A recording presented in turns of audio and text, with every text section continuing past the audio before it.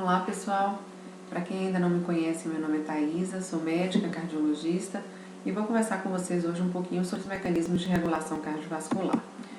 Para a gente entender inicialmente, a gente precisa pensar no sistema cardiovascular como dois grandes componentes, o coração e os vasos, e lembrar que eles não se regulam de maneira dissociada. Então, tudo aquilo que for agir sobre o coração também tem algum efeito sobre o vaso e o contrário vale da mesma maneira.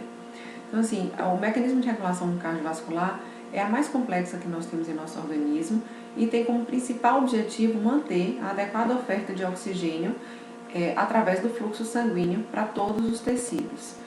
Para que isso aconteça, isso exige do organismo uma constante e frequente adaptação dos órgãos, né, e do próprio sistema de regulação. Por exemplo, se a gente está no estado de repouso e tem que sair correndo, o coração ele tem que agir, e os vasos também, de maneira a distribuir de maneira mais intensa, com maior fluxo, a distribuição de sangue e de oxigênio. Da mesma maneira, se a gente passa da posição sentada para a posição em pé ou deitada, há uma redistribuição de fluxo no cérebro, por exemplo. E toda essa redistribuição de fluxo ela tem ação nos mecanismos regulatórios do sistema cardiovascular. O objetivo maior da regulação cardiovascular é garantir o adequado volume de sangue circulante, manter a pressão arterial e venosa sistêmica o mais estável possível dentro dos limites fisiológicos estabelecidos para a espécie, visando a manutenção do fluxo sanguíneo tecidual. Então a gente vai avaliar aí duas grandes variáveis hemodinâmicas: a manutenção de volume sanguíneo e a pressão circulatória, a pressão com que esse volume sanguíneo circula em nosso corpo. Os mecanismos reguladores, eles podem ter ação local, são as sininas, as prostaglandinas, a angiotensina, os próprios hormônios também, que podem ter ação local, não só ação distante, né, que é aquela ação parácrina, ou na própria célula, que é a intácrina, e quando a longas distâncias vão pela circulação sanguínea até um outro órgão, que nós chamamos humoral ou endócrino. Esses, quando são humorais ou endócrinos, são ditos de ação mais prolongada, de ação remota. E lembrar também que a maior parte deles são, na verdade, neurohumorais. São desencadeados por uma ação nervosa, mas que tem como mediador um hormônio. O sistema nervoso, portanto, tem um papel fundamental nessa regulação, é o integrador dos diversos mecanismos e influencia principalmente na regulação imediata e a curto prazo, por ter uma ação mais rápida. Então, vamos falar um pouquinho dessa influência neurohumoral. Ela pode ser direta, a partir das estruturas que são situadas em vários níveis do sistema nervoso central, desde as terminações periféricas, autonômicas, que podem ser simpáticas ou parasimpáticas, ou pode ser também reflexa, que é mediada por aquele arco reflexo que vocês já estudaram, que vão agir em diferentes pontos. Tanto pode ser medular, mas ele vai fazer sinapse ou na ponte ou no bulbo, muito perto do tronco encefálico, para que volte a via eferente, trazendo a mensagem de constricção, ou de vasodilatação, ou de aumento de frequência cardíaca, gerando o arco reflexo. O maior exemplo disso, os principais exemplos são os baroreceptores, que são os receptores de pressão, os quimiorreceptores e o reflexo de isquemia cerebral. Os centros neurais básicos, o principal centro no sistema nervoso central, são o bulbo e a ponte. É onde ocorre a sinapse principal, que vai voltar com a mensagem para o vaso ou para o coração. E essa sinapse, ela tem três mensagens. Então, assim, é enviado um sinal, por exemplo, um sinal de houve uma queda de pressão, e aí você envia um sinal para o cérebro. Esse sinal pode ter como resposta uma natureza simpática, noradrenérgica e estimuladora, em que vai estimular e ter aquele efeito de adrenalina que a gente já conhece, que é aumento de frequência, vasoconstricção. Mas pode também ter um efeito simpático inibidor, que é fazer sinapse no centro bulbar do trato simpático, só que tem um efeito de inibição desse centro. E aí você deixar de ter uma ação simpática, certo? Então, lembrar que para regular a gente pode ter ação simpática estimuladora ou inibitória. E além da ação simpática, estimuladora ou inibitória, a gente pode ter também a ação parasimpática, colinérgica, que vai ter efeito depressor cardíaco ou vasodilatador. Bom, os baroreceptores arteriais é o mais importante mecanismo de controle reflexo da pressão. Eles são localizados principalmente aqui na crosta da aorta e nos seios carotídeos. São, na verdade, terminações nervosas que se fixam no vaso e agem de acordo com a distensão desse vaso, agindo como mecanorreceptores, receptores mecânicos, em que eles vão perceber essa pressão pelo grau de dilatação desse vaso, o grau de distensão da parede do vaso. E há um grau de distensão em que há um limiar de descarga que vai estimular as vias aferentes, vai estimular o sistema nervoso central através do nono par e do 10º par, que são o glósso faríngeo e o nervo vago. Só como uma curiosidade para vocês, esse limiar de pressão de descarga em pacientes hipertensos de longa data, ele está deslocado para cima. Então, são mecanismos que o corpo cria de adaptar a uma situação de estresse que, ao mesmo tempo em que ajuda com o mecanismo prever não ficar o tempo inteiro disparando frequência cardíaca alta ou a vasodilatação, também fique adaptado a uma pressão mais alta, o que também pode ser maléfico a longo prazo. Então, lembrar que assim, indivíduo normal, qualquer indivíduo vai ter o limiar de pressão de descarga, mas indivíduos hipertensos têm esse limiar de pressão de descarga maior, mais alto. Então, uma vez estimulado, lembrar que então, esses baroreceptores arteriais, no seio carotídeo, na aorta, eles, uma vez estimulados, vão aqui através, sigam a setinha aqui que eu estou mostrando, através do 10º par do nervo vago ou do glosso faríngeo, vão se conectar ao núcleo do trato solitário. Precisa gravar as outras coisas? Não, mas precisa saber que é o núcleo do trato solitário que no bulbo vai comandar a distribuição de estímulo para vir uma resposta para o organismo. Então, uma vez chegado no núcleo do trato solitário, ele pode se distribuir tanto para a região do nervo reticular ventrolateral rostral, como para o ventrolateral caudal. E aí, o ventrolateral rostral, ele aumenta a descarga, ele é simpático estimulador. E o caudal, ele é simpático inibitório, ele reduz a descarga. Precisa saber exatamente esse grau de localização? Não, isso não tem tanta importância. Saber que o núcleo do trato solitário vai enviar, a depender de qual seja o estímulo comandado pelo corpo, ou para uma via simpática inibitória, ou para uma via simpática estimuladora. Pode também estimular depois os neurônios parasimpáticos, mas em princípio são neurônios simpáticos que são estimulados. Quando ele estimula os simpáticos inibitórios, o centro inibitório, lá no bulbo, ele vai estimular a via aferente dele, vai levar o estímulo através de um neurônio pré-ganglionar com noradrenalina, e o neurônio pós-ganglionar vai liberar acetilcolina, certo?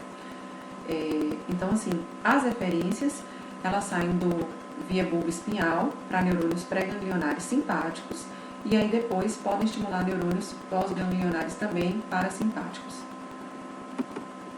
Bom, o eferente simpático, o eferente que vai levar o estímulo simpático, vai liberar noradrenalina ou adrenalina, ele inerva tanto o coração quanto os vasos arteriais, e aí eles vão estimular tanto receptores alfa como beta-adrenérgicos.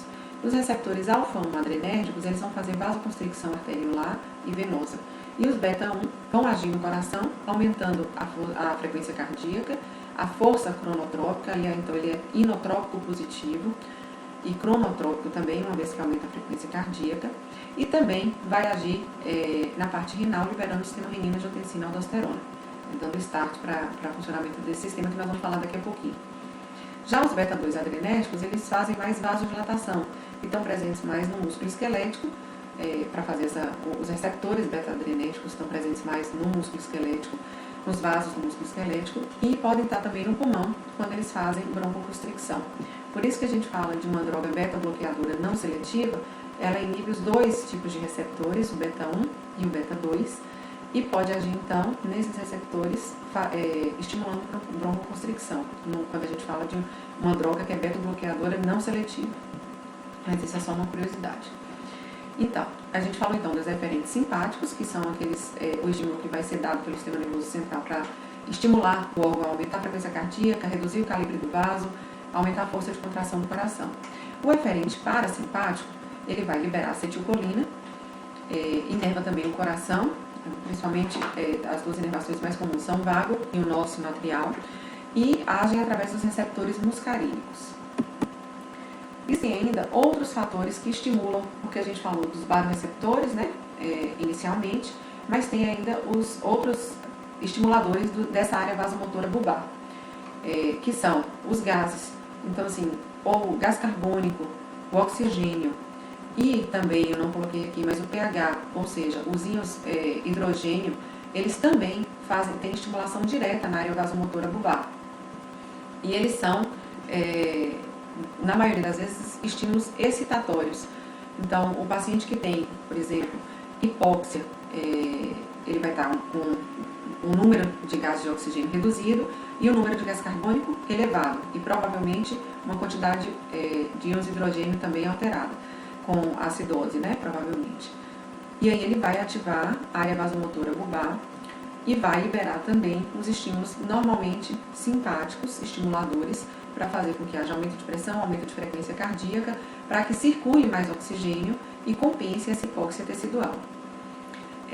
Lembrar também que existem, além dos gases CO2 e oxigênio, você tem aferência excitatória também do córtex via hipotálamo, que é aquele coração que dispara quando você vê alguém que você gosta, quando você passa por uma emoção muito forte. Isso é a ativação do córtex via hipotálamo, ativando essa área vasomotora bulbar, aumentando a frequência cardíaca, fazendo vasoconstricção e aumentando a pressão arterial. Há também as vias de dor e dos músculos, que têm conexão também com essa área vasomotora. E os quimiorreceptores carotídeos e aórticos, que nada mais são do que os receptores sensíveis aos gases, né, o CO2, o oxigênio e ao hidrogênio.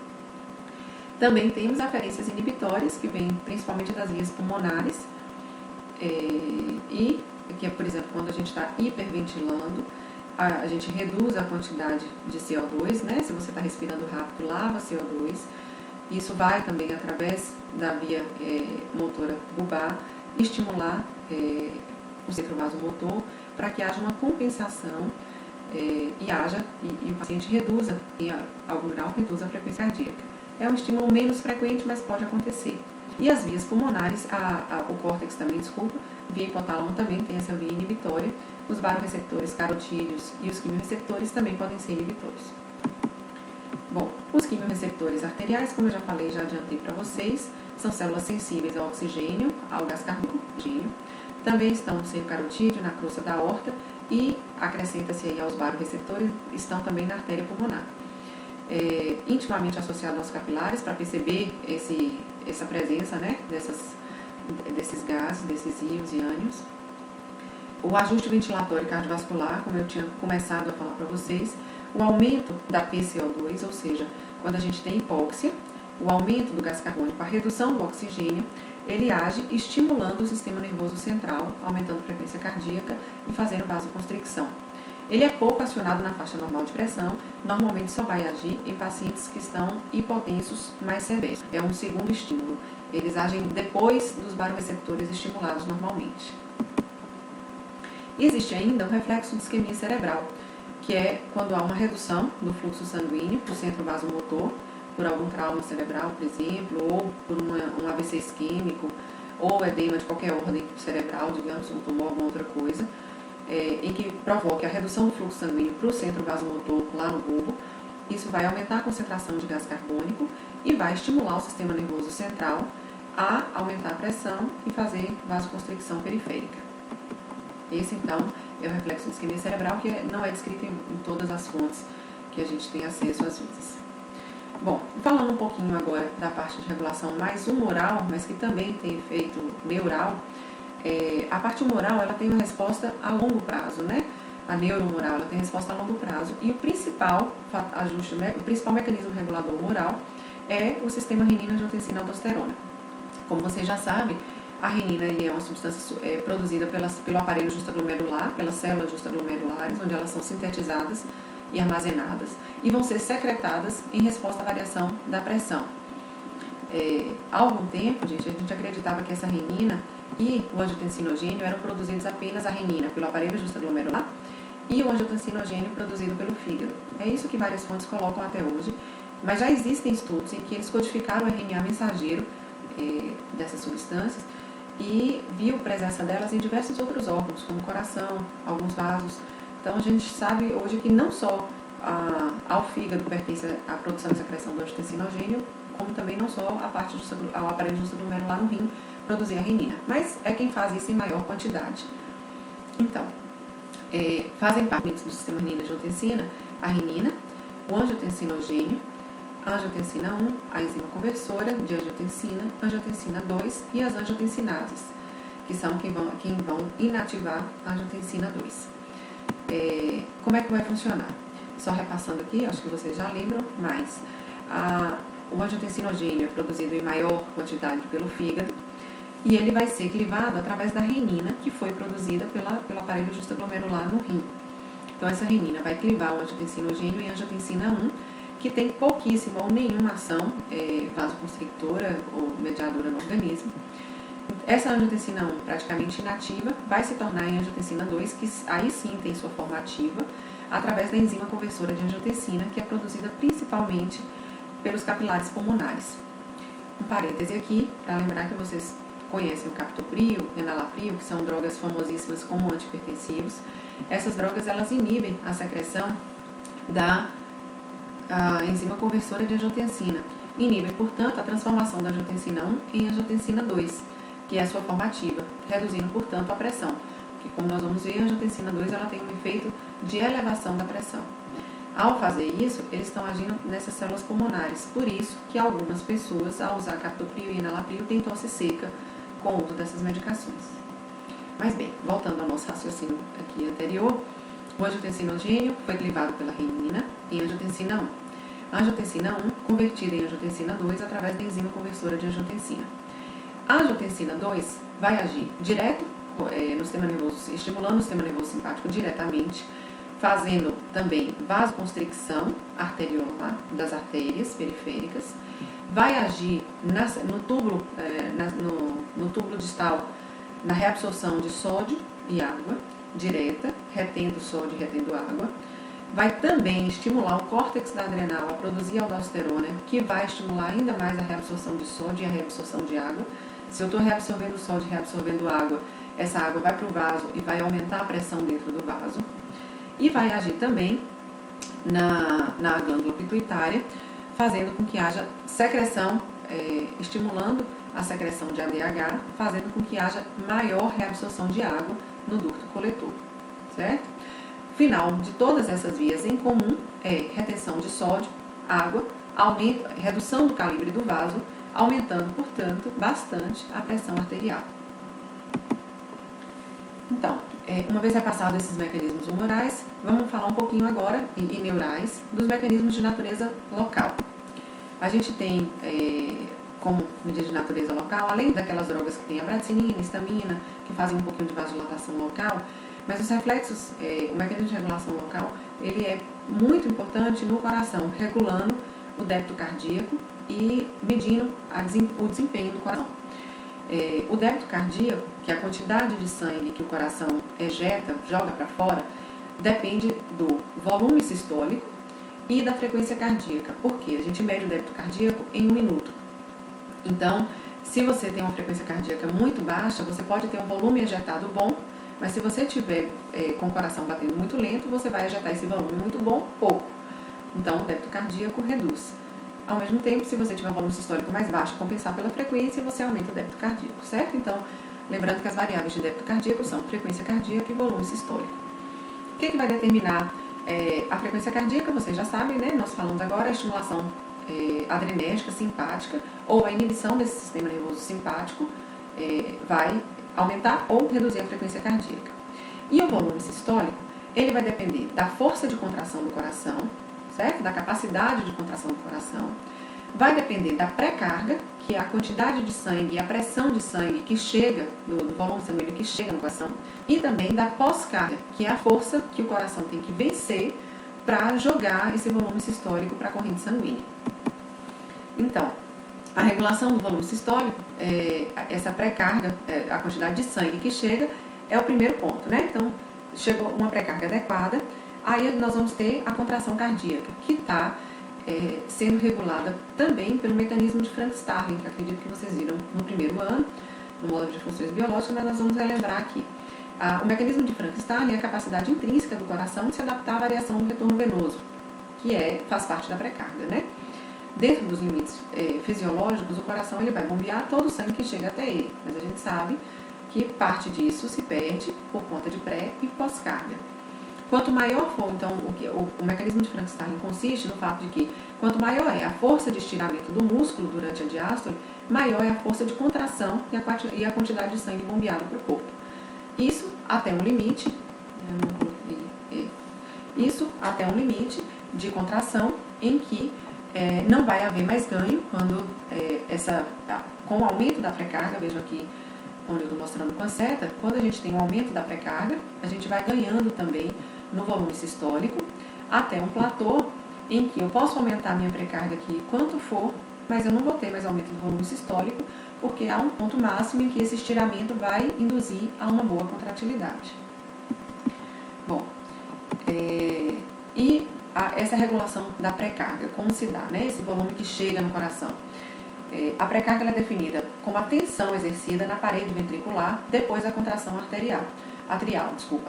Então, assim, é a pressão que vai ter no ventrículo depois que o átrio se contrai. Isso vai depender da quantidade de sangue que chega, ou seja, o retorno venoso, do grau de estiramento do sarcômero no final da diástole do músculo. Quanto maior for esse estiramento, maior é o número de sítios onde vai haver acoplamento do sistema actina-miosina, até o limite, como eu já expliquei para vocês. E depois desse limite, a capacidade contrátil passa a declinar, ou fica estável ou declina. Certo?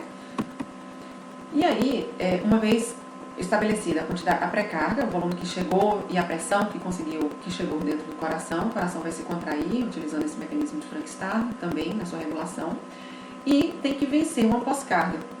Então, pós-carga, ela é definida como a carga contra a qual o coração contrai durante a sístole, né? Eu costumo dizer que é a força que o coração tem que vencer para jogar o sangue para a circulação. Ela depende do quê? Da complacência arterial, ou seja, do grau de dilatação da artéria para receber esse sangue e da resistência, que determina a pressão arterial, da resistência vascular. Na prática clínica, a pressão arterial ela pode ser usada como um parâmetro para se estimar a pós-carga, sem que você tenha outros bloqueios nessa via de ejeção, como estenose aórtica ou alguma alteração por outra doença da complacência arterial. Então, assim, um paciente que tem uma pressão muito alta vai estar com a força dentro das artérias muito grande, né? Esses vasos vão estar com pressão muito intensa. Isso faz com que o coração tenha que vencer uma força muito grande. E por isso que, com o tempo, o músculo começa a se hipertrofiar, porque ele começa a criar mecanismos para vencer essa barreira e essa força muito grande, essa pós-carga muito alta. Então, a pós-carga, ela determina esse estresse na parede ventricular, que com o tempo acaba vindo um remodelamento cardíaco, um remodelamento ventricular, que pode ser tanto de hipertrofia quanto de dilatação do ventrículo. Essa regulação do volume sistólico, do volume da pós-carga, a gente fala que ela tem influência da lei de Laplace, porque o volume sistólico, a pós-carga, ela depende da complacência do vaso, né, do tamanho do vaso.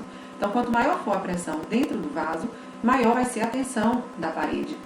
E o espessamento do vaso diminui a sua tensão transmural. Então, assim, quanto maior for o raio, maior é a tensão dentro do vaso.